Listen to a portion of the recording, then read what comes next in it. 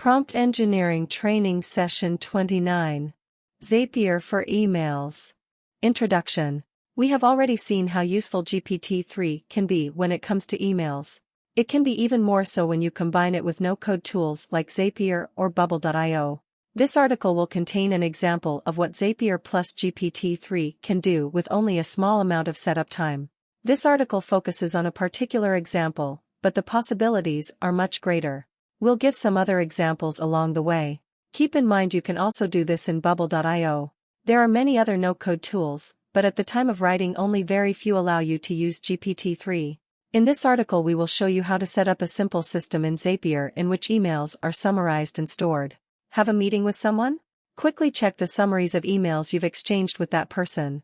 Setting this up takes about 20 minutes. Caution. It is helpful to already know Zapier for this article. If you don't, you can check out this article. General idea. Below is a diagram of what we will be doing here in Zapier. Whenever an email comes into your inbox, it will trigger Zapier. There are 4 steps, for now. Email comes in and triggers Zapier. Format the content of the email, to remove HTML markdown, for example.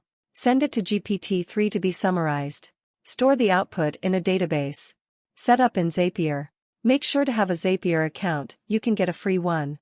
Setting it up should be fairly straightforward. After making your account, expand the below box to see full descriptions of each Zapier action we need to create. Here is a setup in Zapier that allows you to do a very basic summary as shown in the diagram. It has its limitation, but it does do the job and can build up a useful database. More detailed view of the steps in Zapier. This is what the Zapier action diagram will eventually look like. Step 1, Gmail trigger on new incoming email, Gmail is used here. Step 2, Formatter for email content. Step 3, Prompting the email content. Step 4, Adding it to a database.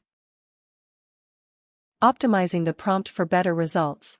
There are a few easy ways to improve your results. Adding context and role prompting can improve the output. However, the topic and contents of your emails might cover a wide range of topics. This means that general instructions will do a better job than very specific ones, which might throw the model off.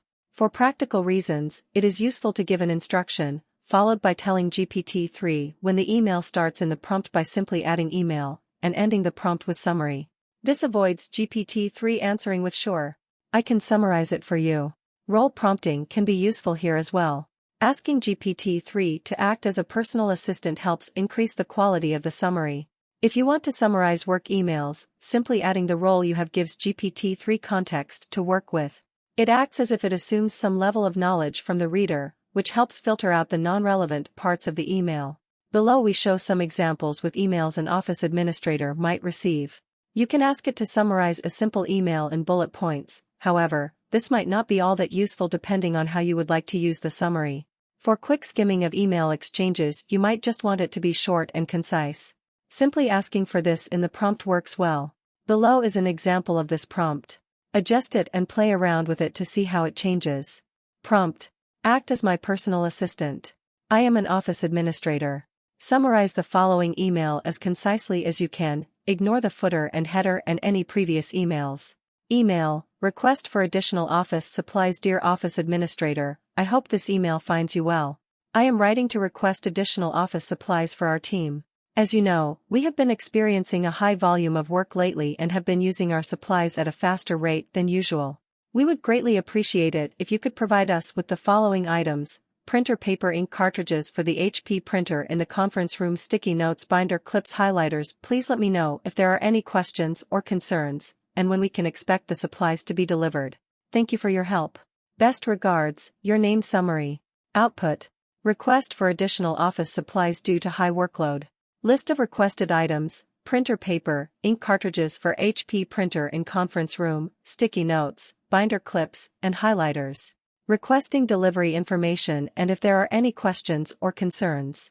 The response here is acceptable and would be useful. However, with some further fine-tuning you can get a better result. As the reader of the summaries you don't care that it's an email, you might want a lower level of detail for the summary.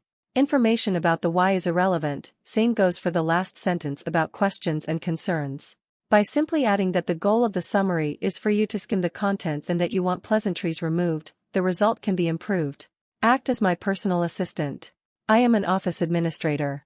Summarize the following email as concisely as you can, ignore the footer and header and any previous emails. I want to use the summary to skim emails.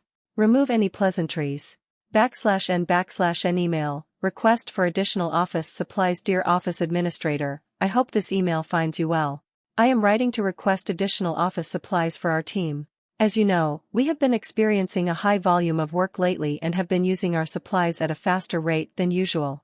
We would greatly appreciate it if you could provide us with the following items: printer paper, ink cartridges for the HP printer in the conference room, sticky notes, binder clips, highlighters. Please let me know if there are any questions or concerns, and when we can expect the supplies to be delivered.